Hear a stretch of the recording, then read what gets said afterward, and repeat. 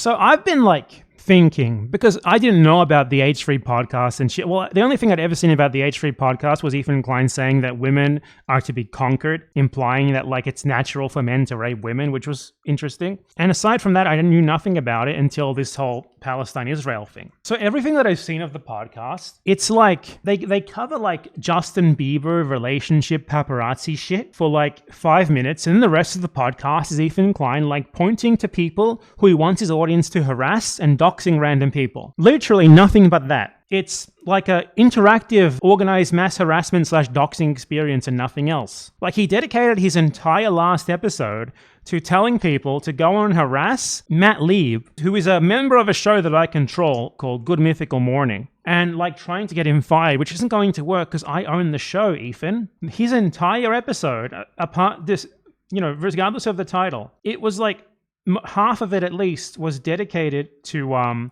telling his fans to go and harass Matt Lieb and the owners of Good Mythical Morning to get him fired from the show. They had this random Ukrainian crew member who they hired just so that they could have a token Ukrainian to say bad things about Hassan, do like a 15-minute long segment talking to Hassan Piker. Then Ethan watched a clip, and I'm going to show this, of one of his fans tracking down the Twitch CEO, Dan Clancy, in real life and harassing him on Ethan's incitement, one step away from like an actual physical attack happening at his incitement. And Ethan Klein watched this clip as if it was something positive. Like this is something commendable, rather than him literally doxing people on his podcast. Like if anyone else was doing what he was doing, they would be banned from YouTube already. But he still has a little bit of good grace, clearly, with like the YouTube staff. So they're clearly holding him to a different standard. So they're just letting him do this shit. Even though it's like, literally, like this person was right behind the fucking guy, behind him, tracked him down in real life, got behind him into a position where if she wanted to, she could have killed him. She could have attacked him. This is the sort of thing that Ethan Klein has been attempting to incite this whole fucking time by running a podcast that cannot be described, because they don't do anything else, basically. It's a bit of celebrity gossip in order to pretend their podcast has a point, and then pointing out people for his fans to harass. And this is the result. And he praises this behavior. All right. He praises it, which will result in more of it. All right. First of all, I don't know where this was taken, but someone was next to Dan Clancy at some kind of event and did some journalism on him. They journalized his ass. Journalized? I want to say this person who approached him publicly was very professional, in my opinion. Yeah. She asked him direct questions. He answered, and then when he answered, she said, "Thanks for your time," and walked away. I do not want people harassing anyone in public, right? Like, that's what this fucking was. Someone harassing him on your incitement and then posting a video of it for your approval, which you then give them. This is literally like organized real-life harassment at this point. He's the CEO of a company. He's a public figure. He should be accountable for things that his business is doing. But this person did not harass him, in my opinion, and I don't think people should harass Dan Clancy. Your entire show is organized harassment, organized interactive harassment. Oh, Clancy. Dan Swerdlove's another story.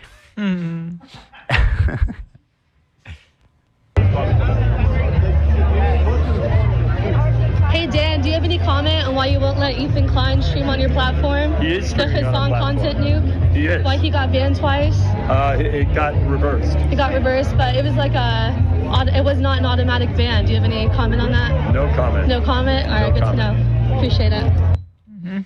Dude, I feel so uncomfortable. The fact that he responded so fucking fast. He really knew. Yeah. He was like, boom. Yeah. Like he didn't even have time to like feign like, oh, yeah, I'll have to look into that. I don't know. What do you mean I didn't even have time? Like, he's approving of this behavior. Then he has like, what is this? It's like a 30-minute, 40-minute long segment trying to incite like Matt Lieb getting fired. And he's done way worse than that. Like, he's gone after random fucking people live on his stream, like, who just leave mean comments on his Instagram. Not even, like, comments that could warrant it, like, a death threat or, like, actual, like, racial slurs or some shit like that. What the guy did that caused him to dox them and their family, which resulted in H3H3's fans, obviously exactly as Ethan wanted, harassing the guy and sending death threats to his minor sister, his child sister, and his mother. So here's where I covered this 2 weeks ago now.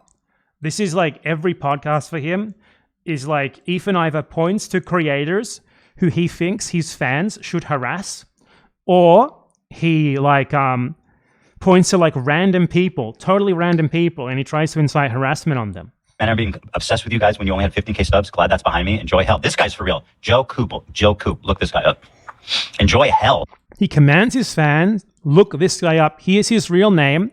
Look this guy up. Then he goes to his Instagram. What did he say? I used to be obsessed with you guys, and I'm glad that's behind me. You're going to hell. Go to hell. I mean, okay, great.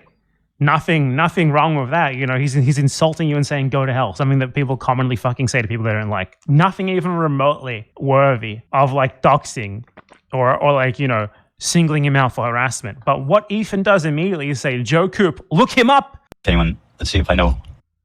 This is Ethan Klein. It's behind me. Enjoy. It's on his Instagram, on his fucking podcast. Like, what the fuck kind of podcast is this that you would do this on it? What the fuck? Hell, Joe Coop said. Let's start David. Here he is. If anyone, let's see if I know. Can I identify? Let's see if I can identify him. Like, it's the same shit I said in the moment. I'm just repeating myself, as you can see, because it's so fucking obvious what he's doing here. Just fucking said that. If I did this, I would be permanently banned, no questions asked. And Ethan does this like it's nothing. And then he starts scrolling through his Instagram saying, let's see if I can find his family members. Let's see if I can find out where he lives. Oh shit, that weenie truck he's in front of, that's in Dearborn. And then fucking capo, AB, I don't know, what's his name, Abdul? I'm going to go with Abdul. What the fuck else could AB mean? AB Ayad, Abdul Ayad. I'm going to guess that's what his name is. This fucking capo who's paid to enable this shit is like, oh yeah, I know where that is. He lives in Dearborn. That's where he lives. If you want to find this guy, wink, wink, nudge, nudge, that's where he lives. As Ethan Klein brings up like pictures of this guy's house and his family, he's like, oh yeah, I know where that is. Just in case you guys want to track him down and find him. Yeah, I thought I tried. I mean, it used to in like the 60s. Look, he just brings up his mother. Unless there's multiple. Which one's Joe? Let's see. Finds a picture of his family. When I was like in my last stream talking about Ethan, I was like, I don't understand the appeal of this podcast. What the fuck is it for? And it's hemorrhaging viewers clearly, but the ones who remain are there because they like the doxing. They like the harassment. They like participating in like interactive harassment campaigns at this guy's command. That's really the only reason for it. It's all about this. Like, they don't even really cover drama. It's like a doxing and harassment podcast, which like occasionally includes like maybe an hour out of like 3 hours talking about like Justin Bieber or some shit to give them an excuse for the other 2 hours, which is just them trying to direct harassment at people they don't like. They do this with everyone, like whether it's a creator or like a random person, and Ethan uses Instagram stories to do this even more. It's like a truly 24/7 interactive doxing and group harassment experience. And Ethan tries to claim that it's not doxing because, you know, they have a public Instagram account or something. But that's what doxing really is, at least legally. It can be two things, like colloquially, which is releasing private information that is not public and that person has never made public intentionally at all. Or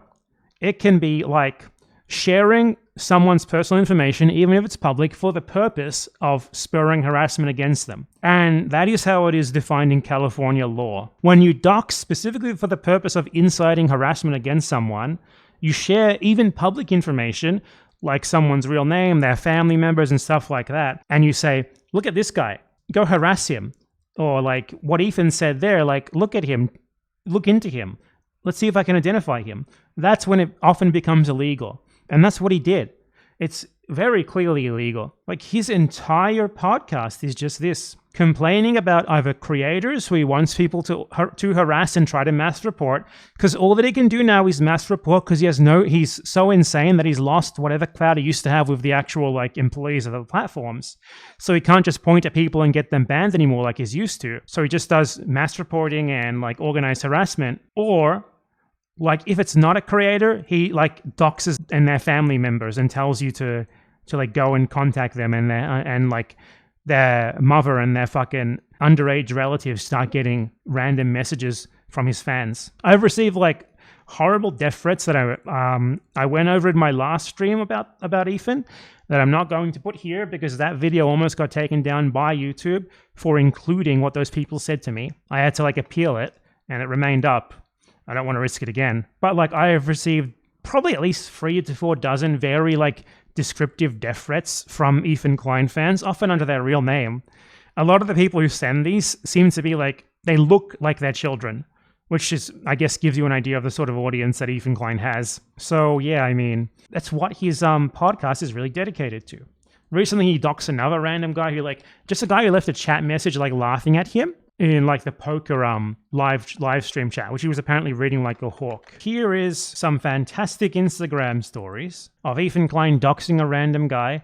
A guy joking, saying, I called CPS on you, I'm right here. Ethan Klein watching the live chat of this event that he was supposedly participating in like a fucking hawk. Screenshots that, and guess what happened? Guess what he does? He tracks down the guy's Facebook, connects it to his YouTube username, and posts it publicly to direct his fans to like attack this guy in real life. This is Ethan Klein. This is the entire point of his podcast. Literally posts the guy's Facebook account. This guy is 59 years old with 8 children, and he's still doing this shit. What else is there to say? His podcast is just an organized doxing and harassment, which clearly is not as good.